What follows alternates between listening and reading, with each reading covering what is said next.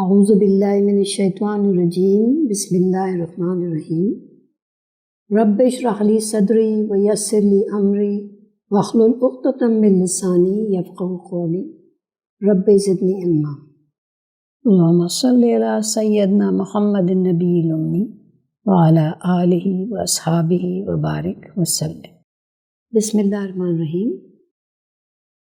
Today we will be doing from Surah At-Taubah, starting from verse 71.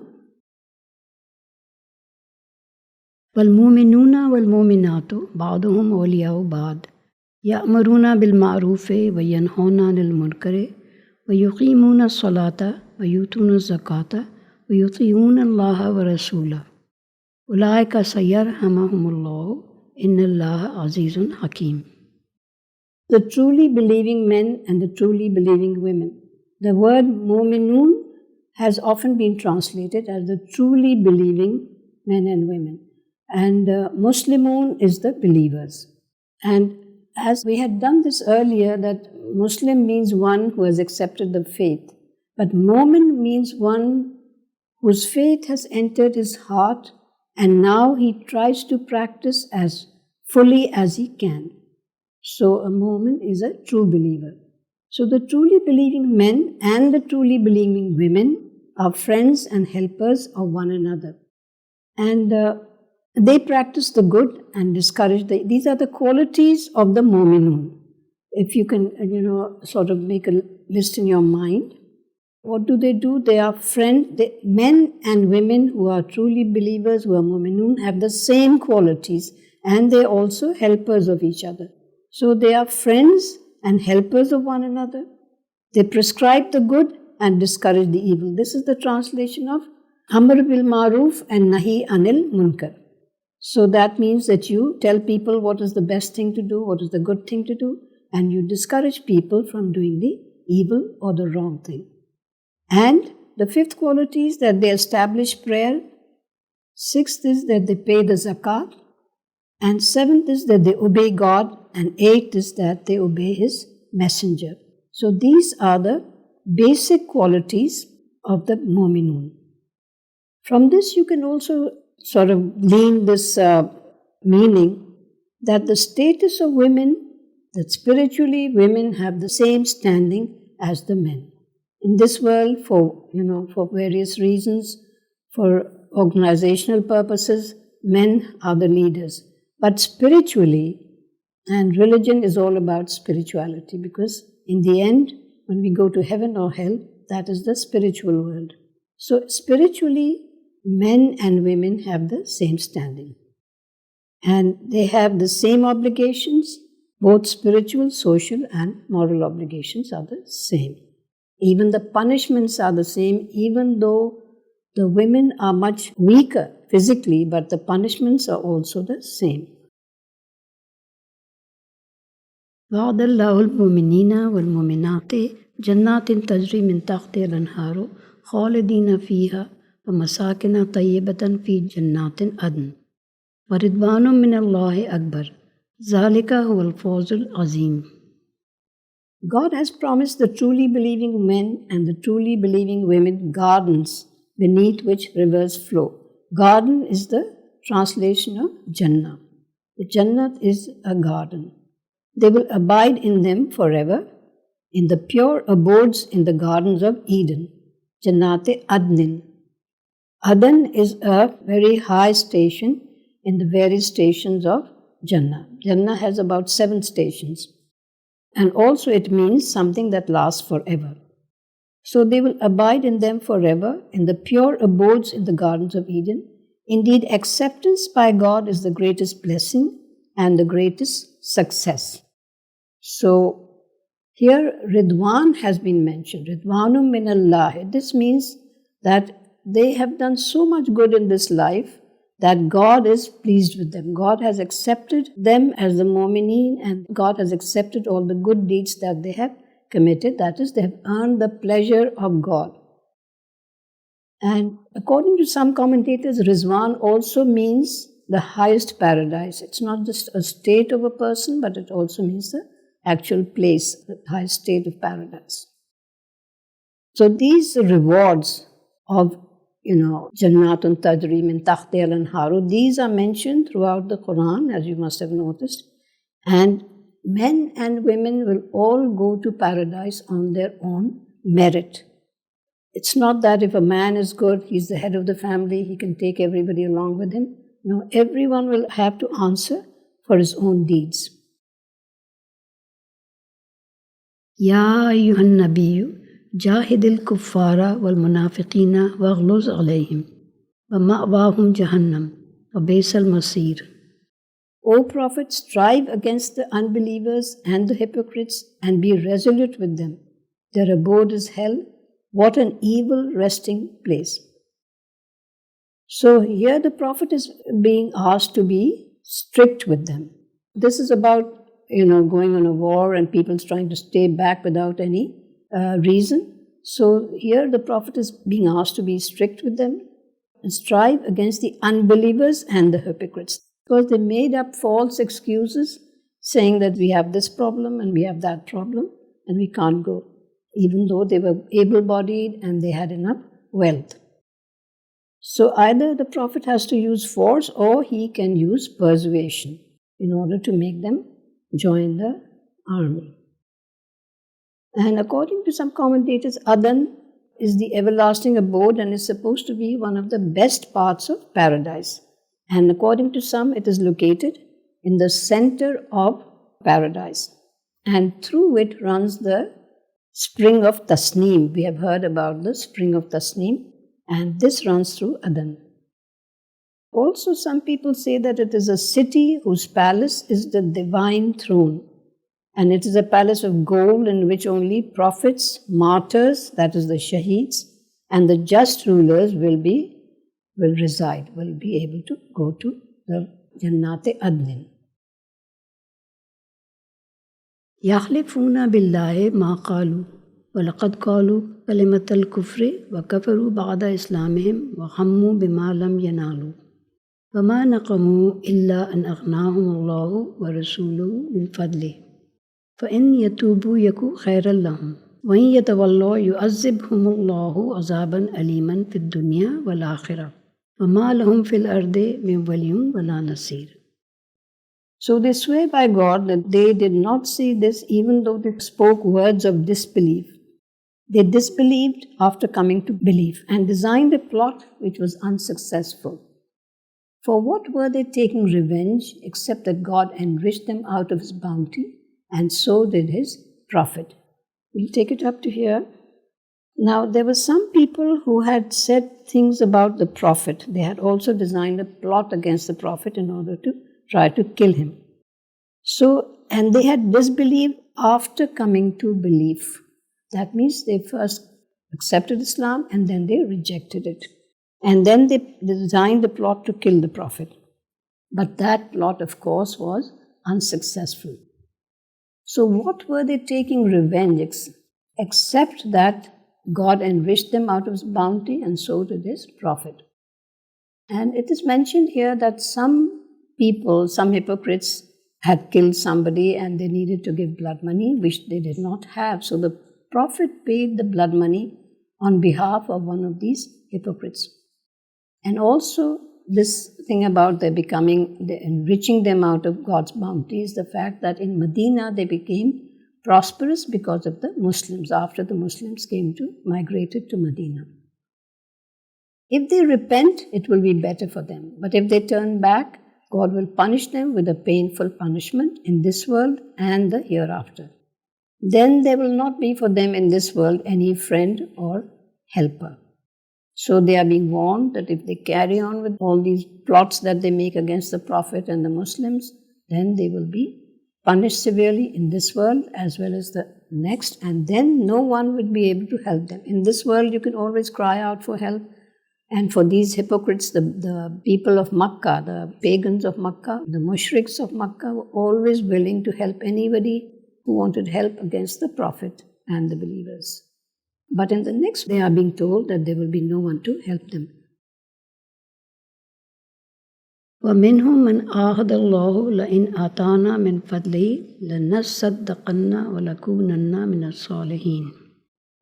And among them are those who promised, if God gives us of His bounty, we will give generously in charity and will become of the righteous.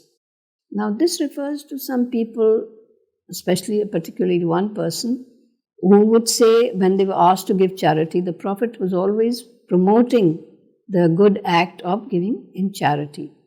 And when these people who were not really Muslims, they were hypocrites, and they found it very difficult to part with their wealth and just give it away like that to somebody else. So one of these people, his name was Thalaba ibn Hatib, he promised to the Prophet to give in charity if he had the means. And he also came and asked the Prophet to pray for him. And he said, if you pray for me and if I become wealthy, then I will give in charity. So the Prophet prayed for him and he became very prosperous. And the way he became prosperous was that he bought a lot of cattle, especially I think goats. And they multiplied so fast that his place, whatever place he was in, that was not enough for him. So he moved out into a valley. And then the place that he had in that valley again became too small for him and he had to move out into a larger valley. So he kept becoming richer and richer. But as he became richer, he stopped coming to the congregation of prayers. Now the hypocrites used to come regularly to the prayer congregations in order to prove that they were Muslims, they were believers. And gradually his attendance at the prayer congregations diminished, and as he kept getting richer. And when at the time that the zakat was being collected, officials went, when the state collects the zakat, then the officials can go around and collect the zakat. And he made excuses, come another time or something like that. And then eventually he did not pay any charity. So this is referring to him, that among them are those who promised, if God gives us of His bounty, we will give generously in charity and will become of the righteous. But they did not keep their word. He did not keep his word. Okay, then now we are on verse number 76. فَلَمَّا آتَاهُم مِّن فَضْلِهِ بَخِلُوا بِهِ وَتَوَلَّوْا وَهُمْ مُعْرِضُونَ. Yet when he gave of his bounty, that is, God gave of his bounty, they became stingy with him and turned away reluctantly. Stingy with him, they were not giving it to God, but it was in the name of God, because God had asked them to do it. Therefore, it is being said here that they became stingy with God and they turned away reluctantly. فَعَاقَبَهُمْ نِفَاقًا فِي قُلُوبِهِمْ إِلَى يَوْمِ يَلْقَوْنَهُ بِمَا أَخْلَفُوا اللَّهَ مَا وَعَدُوهُ وَبِمَا كَانُوا يَكْسِبُونَ. As a result, God has fixed hypocrisy in their hearts until the day when they will meet Him, because they broke their promise to Him and because they used to lie, they used to tell lies. So one punishment for the wrongdoers, especially the hypocrites, was that when they kept on breaking their promises, then their hearts were sealed. And when after that, even if they wanted to do the good deeds, they were not able to. So God has fixed hypocrisy in their hearts until the day when they will meet Him. Why? Because they broke their promise and because they used to lie. You see here, the reasons are given why their hearts were sealed. I have seen some commentators write that God chooses whomever He wants to send to heaven and whomever He wants to punish, and then He seals the hearts of some people. That is not true. Whenever this is mentioned in the Quran, you will find that mostly the reason is given why their heart was sealed.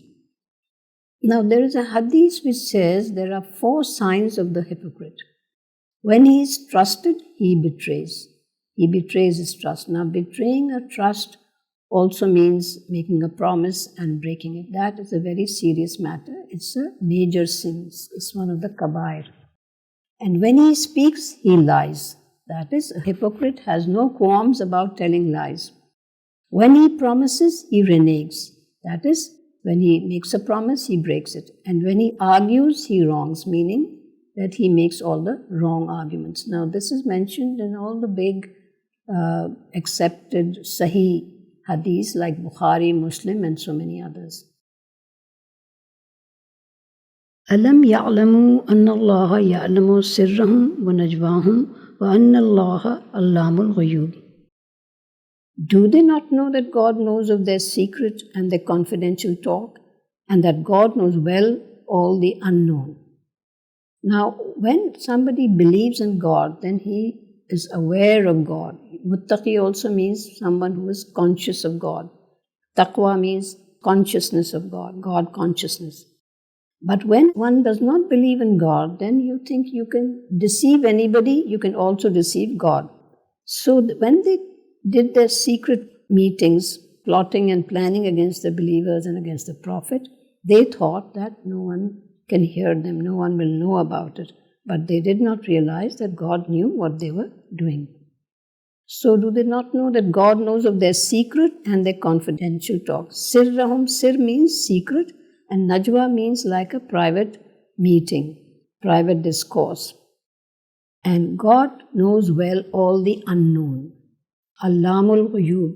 Allam is like an intense form, and it means knowing everything. Nothing is left out from His knowledge.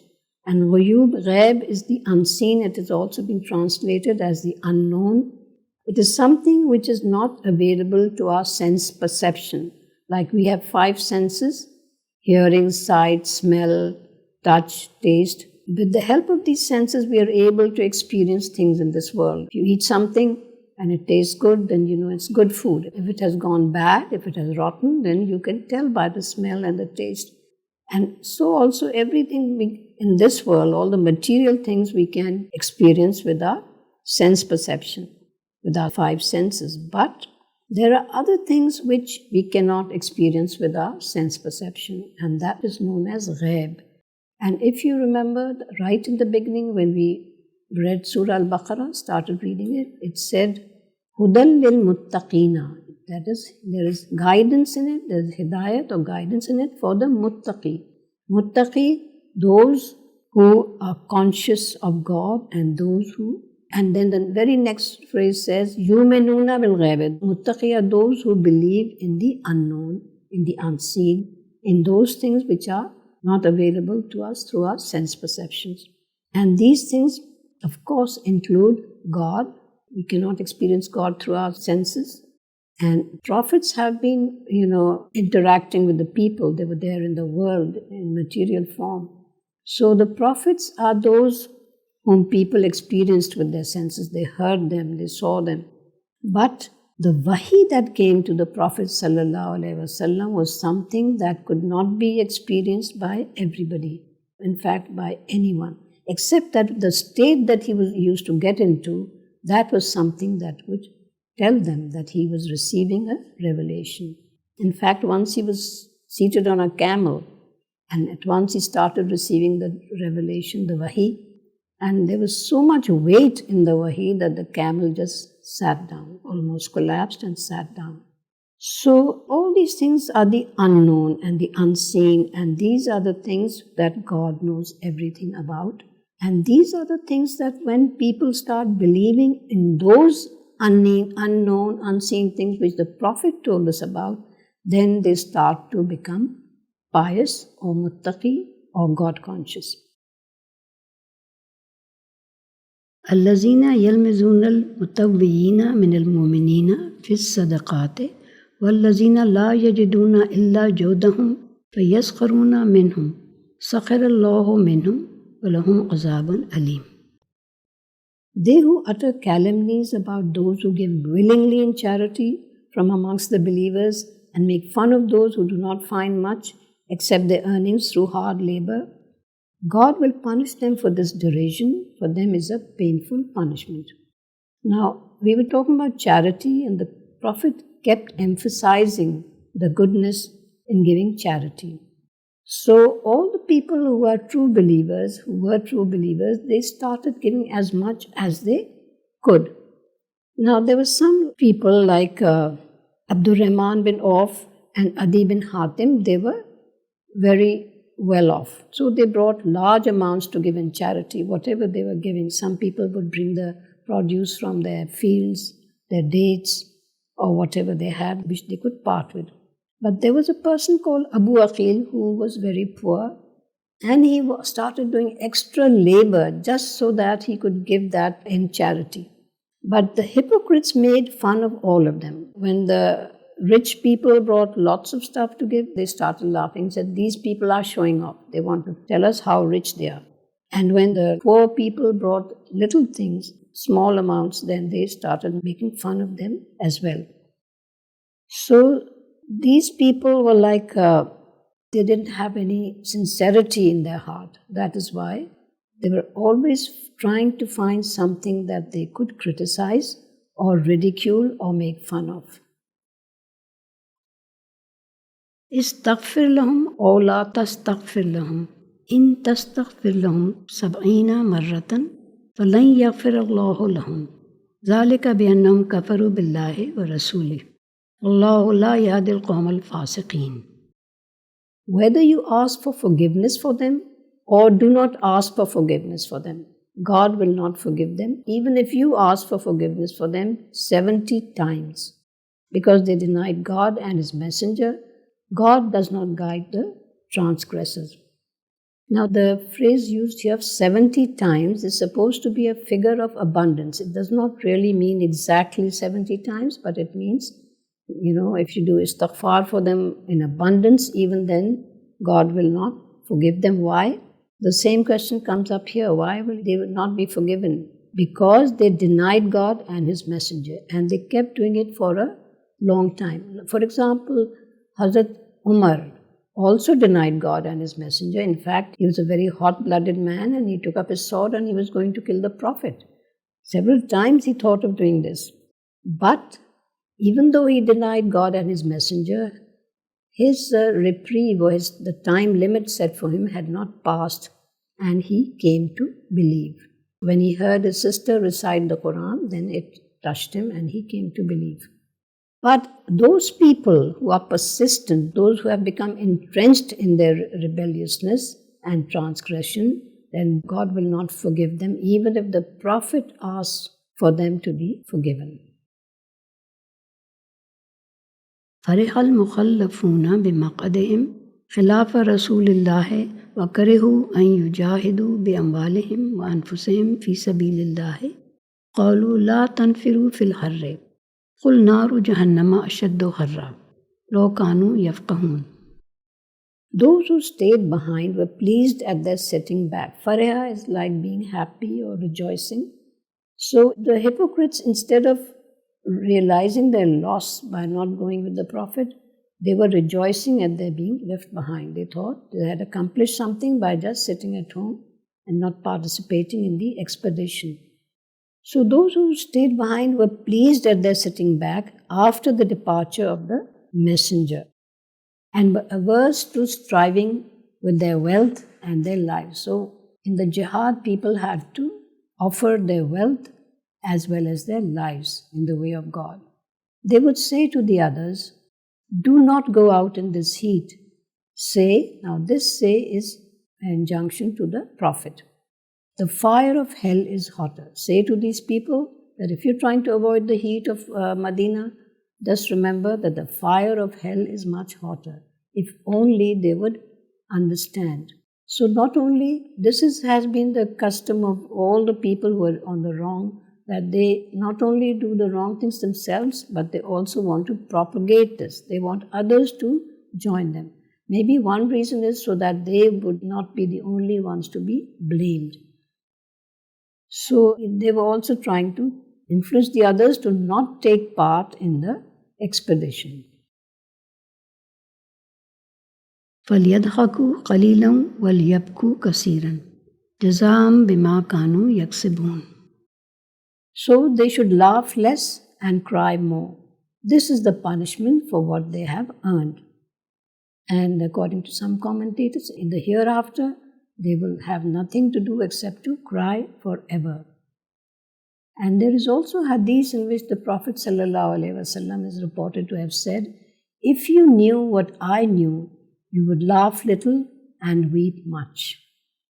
Like if one is just, sitting around and laughing all the time, like most of us do most of the time, then we are wasting our time.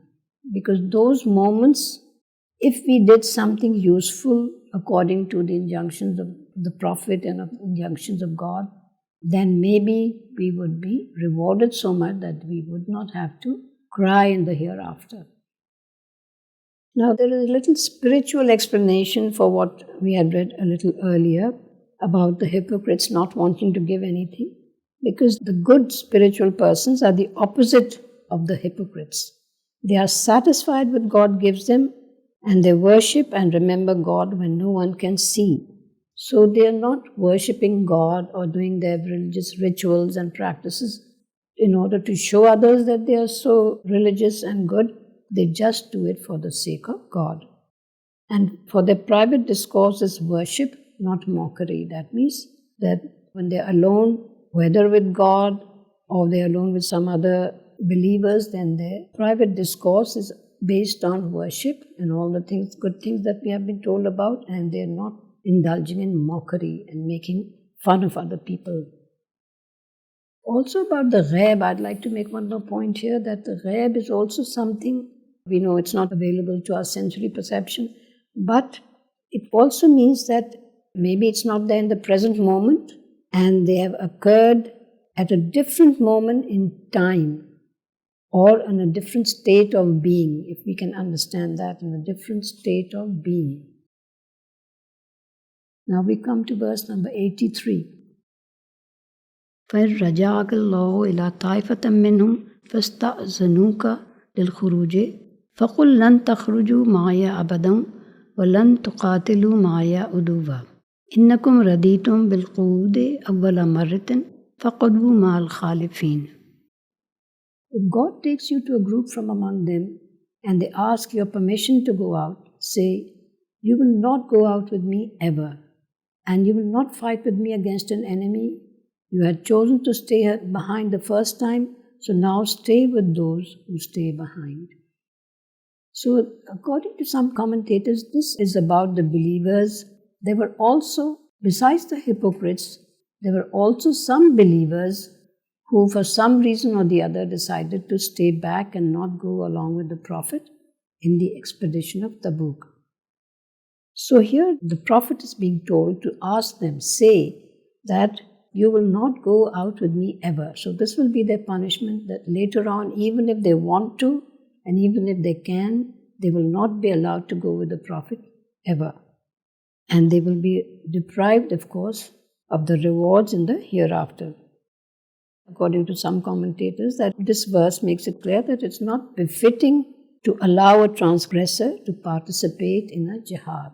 So all the people participating in a jihad should have a very clean record and a clean history and sincere heart. So it's said here that you had chosen to stay behind the first time, now stay with those who stay behind. Now who are the people who stay behind? Those who are allowed to stay behind are the women, the children, and those who are sick, either chronically ill or even if they are temporarily ill and they cannot participate. These are the people who are allowed to, and is also the old and infirm men. But the able-bodied men are all supposed to go out in the jihad. Unless, of course, if the Prophet appointed, once in a while, the Prophet appointed somebody to take care of some certain things and to stay back, then that, of course, was okay. وَلَا تُصَلِّ عَلَىٰ أَحَدٍ مِّنْهُمْ مَاتَ أَبَدًا وَلَا تَقُمْ عَلَىٰ قَبْرِهِ إِنَّهُمْ كَفَرُوا بِاللَّهِ وَرَسُولِهِ وَمَاتُوا وَهُمْ فَاسِقُونَ. Do not pray the funeral prayers for any one of them who dies, and do not visit his grave. Indeed, they denied God and His Messenger and died in a state of disbelief. So one who has died till the final moment, he has not believed, then the Prophet is not supposed to go and say his funeral prayers. And it is said that the son of the hypocrite, Abdullah bin Ubay, was the most prominent hypocrite because he was going to be crowned the king of Medina just before the Prophet arrived after his migration. So, of course, he was the greatest opponent of the Prophet and of the believers. The question is about this verse 84, do not pray the funeral prayers for any one of them who dies and do not visit his grave. Now the question is this injunction only for the Prophet ﷺ, or is this for everyone and for always? I think it is for everyone and it is for always. Because those people who had been given a chance, they did not take heed, and therefore God has sealed their hearts, and therefore they died in a state of disbelief. So I was mentioning Abdullah bin Ubay and his son asked the Prophet to say the funeral prayers and give his cloak for use as a shroud.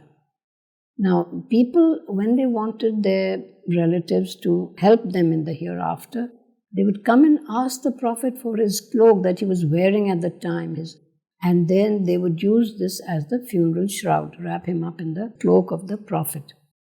And the Prophet agreed, and he gave his cloak. And it is said that Hazrat Umar objected to it.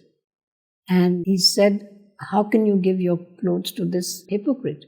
And the Prophet said, because of this cloak, 1,000 hypocrites are going to come to believe. And this is what actually did happen. That when they realized, and even Abdullah bin Ubay himself sent for the Prophet's cloak. Now, his followers realized that if even he needs the help, the strong man, if even he needs the help of the Prophet in the hereafter, then that means he does not really have any powers. So 1,000 of these hypocrites came to believe because of the shirt. And once he came for the shirt, Abdullah bin Ubay was ill, and after he died, his son again came to the Prophet and asked him to say his funeral prayers, which he did. And then again Hazrat Umar objected, and the Prophet said, I will ask for forgiveness more than 70 times. Because here it has been said in the Quran that we will not forgive him even if you say, ask for forgiveness 70 times. And the Prophet said, I will ask for forgiveness more than 70 times. But after this verse was relieved, verse number 84, in which it is stated very clearly, do not pray the funeral prayers for any one of them who dies, and do not visit his grave. And after this, the Prophet never said the prayers for any of the hypocrites. And this is a hadith from Sahih Bukhari. وَلَا تُعْجِبْكَ أَمْوَالُهُمْ وَأَوْلَادُهُمْ إِنَّمَا يُرِيدُ اللَّهُ أَنْ يُعَذِّبَهُمْ بِهَا فِي الدُّنْيَا وَتَزْهَقَ أَنفُسُهُمْ وَهُمْ كَافِرُونَ. And do not marvel at their wealth and their children. God only wishes to punish them through these in this world, and that they should give up their souls in a state of disbelief. So the greatest wealth at that time, of course, was the money, the wealth that they had, and also the children, especially the sons. You remember, we haven't come to Surah Yusuf yet, but when we'll see how his sons, there were 10 strong, able-bodied sons who were there to solve any problem that they faced.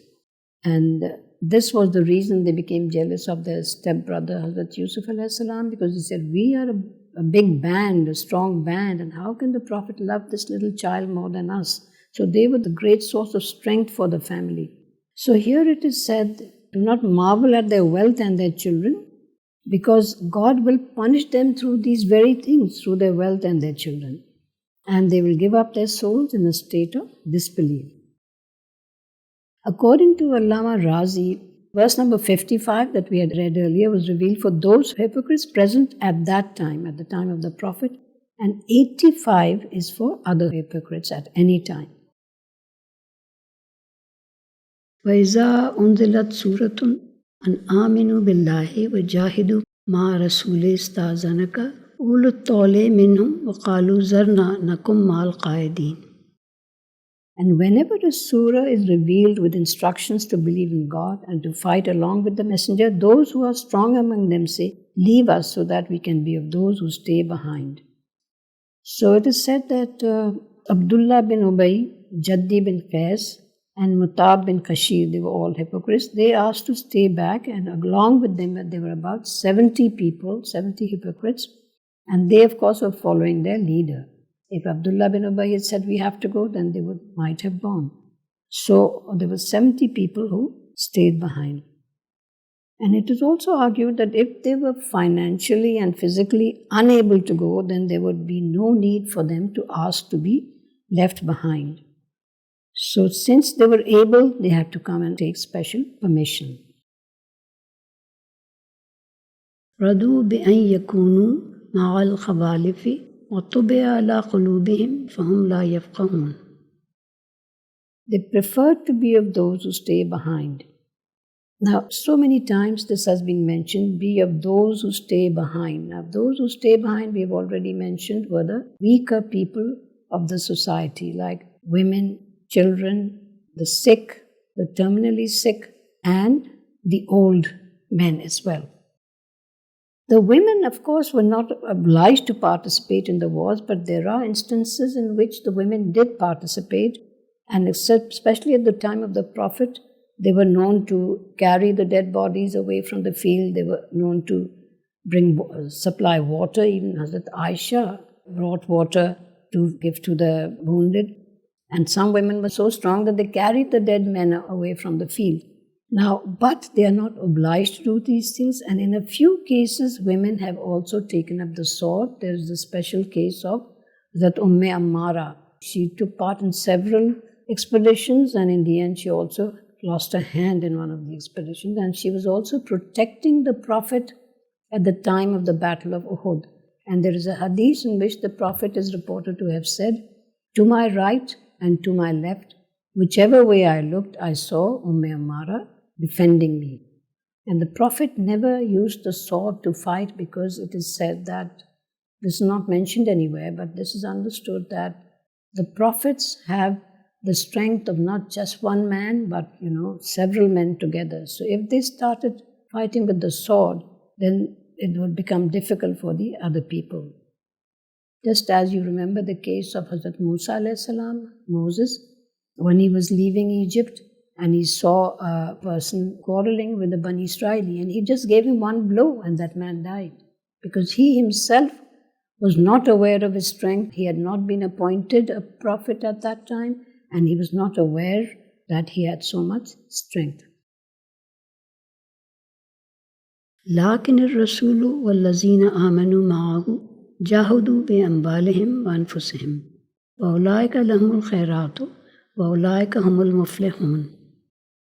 But the messenger and those who believed with him fought with their wealth and their souls, and therefore are the blessed and the successful.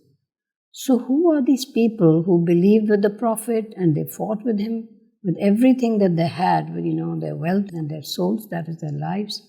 These are the companions, the elevated, the main companions of the Prophet of the time. Now here it is mentioned, وَأُولَٰئِكَ هُمُ الْخَيْرَاتُ. Khair is everything that is good in this world as well as the next. And according to Allama Qurtubi and Razi, the khair or the good in this world can be fame, good reputation, and being a leader so that others follow in one's footsteps. That is also a blessing from God. It's a khair. And these are rewards for one's good deeds. Now the khairat can also refer to the best women in heaven, it is said by some commentators.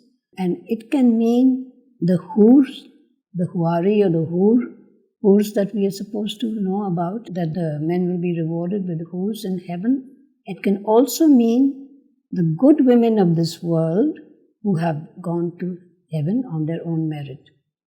Now about the hurs being reward for the men, this is a very controversial topic. And if you like, you can read my article in my book about the hurs, in which I have argued from the Arabic grammatical point of view that the hur can be a male as well as a female.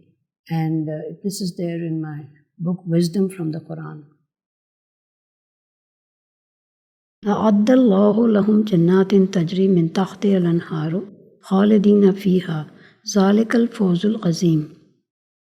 God has prepared for them gardens with rivers flowing by where they will live forever. This is the great success. So once one has passed all the tests of this world, and if one has passed, if one worked hard, then one will be going to heaven, which is a place of bliss. There will be nothing negative in heaven. Once somebody asked me, what is your concept of heaven? And I said, a place where the body does not have any kind of pain. Because in this world, you're always having pains. So, of course, that's not all. There'll be all kinds of bliss and happiness. There will be no vulgar talk and everything that the person in paradise desires. He will get whatever God gives him as well as whatever he desires. وَجَاءَ الْمُعَذِّرُونَ مِنَ الْأَعْرَابِ لِيُؤْذَنَ لَهُمْ وَقَعَدَ الَّذِينَ كَذَبُوا اللَّهَ وَرَسُولَهُ سَيُصِيبُ الَّذِينَ كَفَرُوا مِنْهُمْ عَذَابٌ أَلِيمٌ. The Bedouins of the desert came with excuses so that they who had lied to God and His Messenger could stay back. Soon a painful punishment will reach those who denied. Now the Bedouins are supposed to be of two types according to the Quran. So the first type was those who, when invited for the jihad, they made excuses to stay back. And the second kind of Bedouins were those, that the Bedouins are those people who live in the desert. And those who did not even bother to try to make excuses. Amir bin Tufail came to the Prophet and said, if we go, Bani Tais, that is another tribe, Bani Tais people will loot our women and children and cattle. And this the Prophet accepted as a valid excuse because there was enmity between these two tribes, and he said if all the men leave, then they will just come and loot our people, our women and children. So this kind of excuse was acceptable. لَيْسَ عَلَى الضُّعَفَاءِ وَلَا عَلَى الْمَرْضَى وَلَا عَلَى الَّذِينَ لَا يَجِدُونَ مَا يُنْفِقُونَ حَرَجٌ إِذَا نَصَحُوا لِلَّهِ وَرَسُولِهِ مَا عَلَى الْمُحْسِنِينَ مِنْ سَبِيلٍ وَاللَّهُ غَفُورٌ رَحِيمٌ. There is no blame on the weak and the sick, and neither on those who do not find the means, provided they are sincere to God and His Messenger. There is no reason to blame those who do right. God is the most forgiving, the ever merciful. Now the word nasahu is used here, and this has been translated as being sincere to God and His Messenger. Nasiha is also when you're trying to give somebody some advice, nasihat or nasiha. That is also supposed to be sincere advice. So there is no blame on the weak, of course, those who are not able-bodied, like old men or somebody with a physical impairment, and also the weak. A blind man also came and said, I can't go, and the Prophet said, you're not obliged to. And those who are chronically ill, sometimes the illness might be temporary. So there's no blame on all these people, and neither on those who do not find the means. The means means that every person, you can say soldier, had to provide his own ride, like a horse or a camel, and he had to provide his own arms and ammunition. In those days, there was no central treasury which could afford to provide all these things. Sometimes, if a person had extra, then he would be offering it to somebody who did not have all these things. Now, the word nasahu, sincerity, can also mean here it means being sincere to God and His Messenger. That means they're not hiding something, they're not telling lies. And it can also mean acting sincerely in connection with Tawbah or repentance, used to describe a true attitude of being repentant. Like there are so many people in this world who know that they have done something wrong. They know that they have tried to harm somebody. And they will come and say, okay, forgive us. Please forgive us. And they think that if you forgive them, their slate will become clean. Their record will be clean. But they should know that if they are telling lies and they intend to harm you again and carry on with the same kind of behavior, then God knows all about it. So that means they are not sincere in their repentance, in the forgiveness that they are asking you. And there is a hadith which says, religion is nasiha. And the Prophet said this 3 times, religion is nasiha. It means that being sincere to God, His book, and the leaders and the society of Muslims. To be sincere to all these people. As long as the leader is not doing anything wrong, then you're supposed to follow him. It also means giving good counsel to others. If you can give good advice, sincere advice to people, that is also nasiha. وَلَا عَلَى الَّذِينَ إِذَا مَا أَتَوْكَ لِتَحْمِلَهُمْ قُلْتَ لَا أَجِدُ مَا أَحْمِلُكُمْ عَلَيْهِ تَوَلَّوْا وَأَعْيُنُهُمْ تَفِيضُ مِنَ الدَّمْعِ حَزَنًا أَلَّا يَجِدُوا مَا يُنْفِقُونَ. There is no blame on those who, when they came to you so that you could find them a ride, were told by you, I do not have that which you can ride. They turned back with tears running from their eyes, feeling sad that they do not have that which they can spend. So these people are praised here who were poor, who could not afford a ride, who did not have an animal which they could ride, and other things as well. And they came to the Prophet offering them their lives. They said, we can go with you, but we don't have anything to ride. And then the Prophet said that he also did not have any extra rides. So when they turned back, there were tears running from their eyes. That means they were so keen on going with the Prophet. Then it is said that a group of companions came to the Prophet to ask if he could provide them with the mounts, which he could not. And then there are some other accounts which say that because of the distance and hard conditions, there were 2 mounts needed for each person. Like for maybe some for supplies and the others for, they had to carry a lot of supplies with them, especially food, etc. and water. So for every person there were an average of 2 mounts. إنما السبيل على الذين يستأذنونك وهم أغنياء رضوا بأن يكونوا مع الخوالف وطبع الله على قلوبهم فهم لا يعلمون. That is, the blame is on those who seek exemption from you even though they are rich. They are satisfied at the thought of being among those who stay behind. God has sealed their hearts and they do not know it. So again, this punishment of sealing their hearts is mentioned here. This is also mentioned in verse 2, that is Surah Al-Baqarah, verse number 7.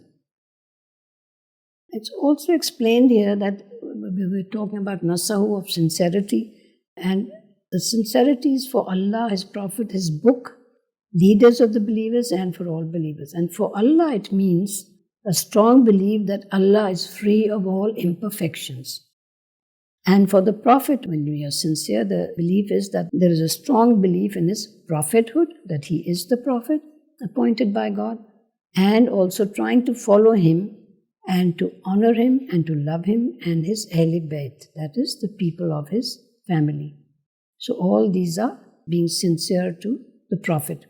If one is sincere to the leaders, then it means not to rebel unnecessarily.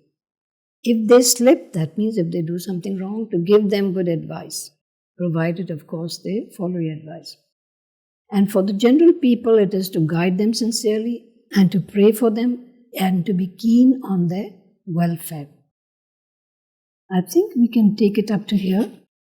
And inshallah, next time we will be starting with verse number 94. And also be starting with the 11th part. Part means juz in Arabic and separa in other languages. So we have finished 10 separas, which means we have covered about 1/3 of the Quran. The question is, since there is no Bismillah mentioned at the beginning of Surah At-Taubah, can we just say A'udhu Billah? Yes, sure, you can say it if you want to. A'udhu Billahi Minash Shaitanir Rajeem. That is taking refuge in God from Shaitan.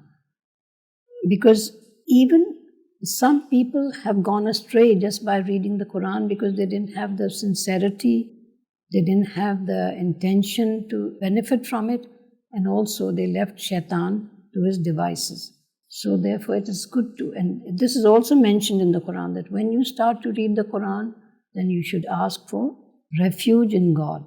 A'udhu Billah means that we seek refuge in God, Minash Shaitanir Rajeem, from Shaitan the condemned. All right, then we can say our prayer. A'udhu Billahi Minash Shaitanir Rajeem, Bismillahir Rahmanir Rahim. Rabbana atina fid dunya hasanatan wa fil akhirati hasanatan wa qina azaban nar. وادخلنا الجنة مع الأبرار يا عزيز يا غفار يا رب العالمين برحمتك يا أرحم الراحمين آمين ثم آمين. Thank you everyone for joining us, and inshallah we'll see you again next week.